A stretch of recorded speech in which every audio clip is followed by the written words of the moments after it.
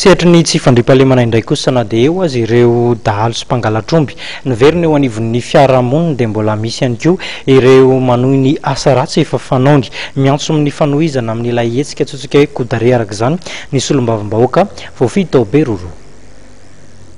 Nandeha tsara zany ny kodare izay niarahanay tamin'ny gouvernemanta sy ny mpitandro filaminana zahay solombavambahoaka dia anaramaso tany atoerana nisy fotoana moa sarotra ho anahy zany ny teny hoe tao zato sanjato satria nisy iraka ny fitiana koa tany Genève fa na izany na tsy izany dia eo ny assistant parlementaire eo ny mpiara-miasa nanaramaso an'izay kodare izay nandeha tsara ny kodare ary afa-po ny vahoaka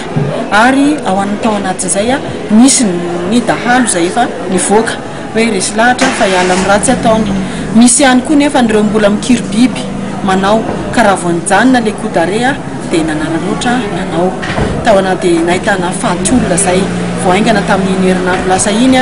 misy tompon'omby ray maty tao amin'ny fokotaniny Ambalavato ohatrany hoe petite fokotany zany amin'ny Akara tanàna Akara dia misy koa avy tany amin'ny fokotaniny Bernono ao anatin'ny commune Beroa io district'ny Beroa ihany somary avarabaratry makay izy io tao zany no nitrangan'ny ireo